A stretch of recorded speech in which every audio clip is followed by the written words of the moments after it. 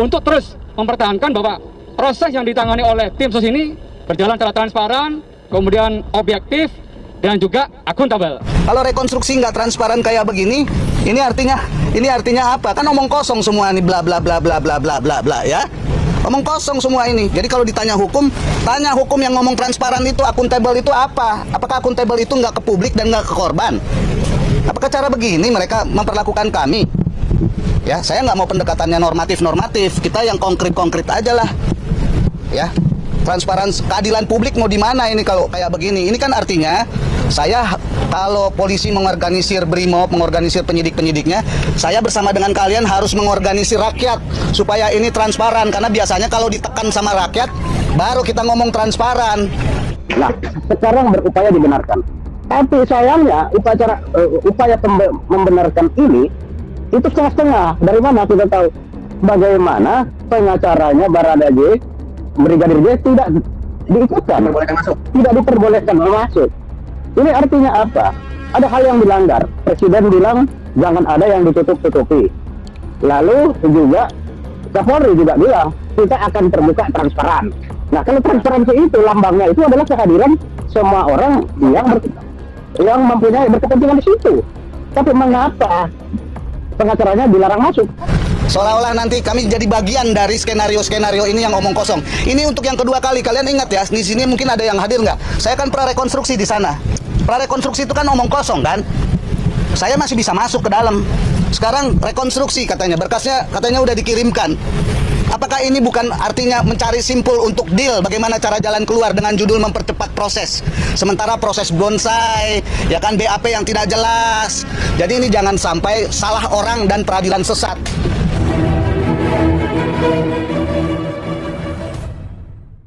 Merasa dimusuhi karena diusir polisi, pengacara Brigadir J ancam adukan dari Tipidum Barreskrim ke Jokowi dan DPR. Tak diizinkan masuk saat rekonstruksi, Kamarudin, kuasa hukum Brigadir J, akan melaporkan dari Tipidum Barreskrim Polri, Brigjen Andrian Jayadi, ke Presiden Joko Widodo hingga ke Komisi 3 DPR RI. Kami secara resmi akan segera melaporkan Andrian ini kepada Presiden, kepada Komisi 3 dan Menko Polhukam, Mahfud MD, kata Kamarudin kepada wartawan di Duren 3, Jakarta Selatan pada Selasa 30 Agustus 2022.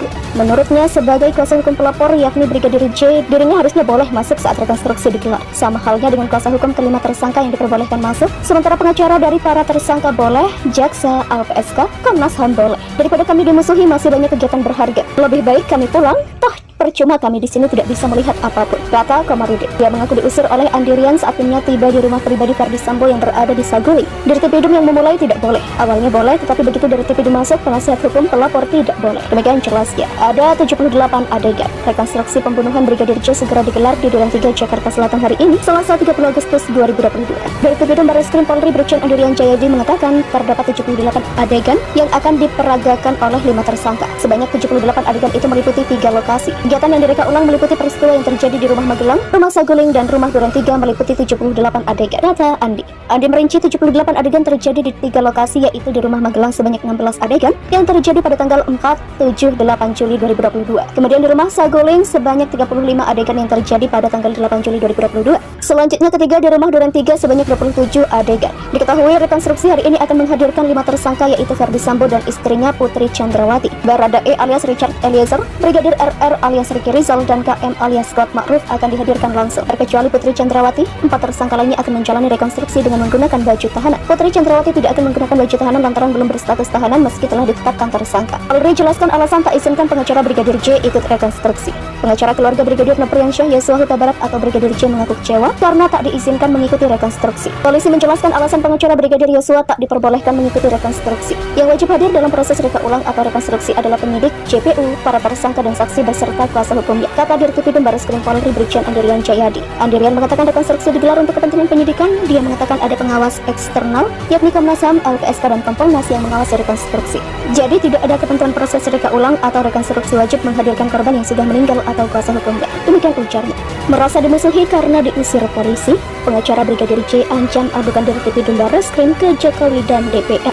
Tak diizinkan masuk saat rekonstruksi, Kamarudin kuasa hukum Brigadir J akan melaporkan dari Dirtipidum Barreskrim Polri, Brigjen Andrian Jaya ke Presiden Joko Widodo hingga ke Komisi 3 DPR RI. Kami secara resmi akan segera melaporkan Andrian ini kepada Presiden, kepada Komisi 3 dan Menko Polhukam Mahfud MD, kata Kamarudin kepada wartawan di Duren 3, Jakarta Selatan pada Selasa 30 Agustus 2022.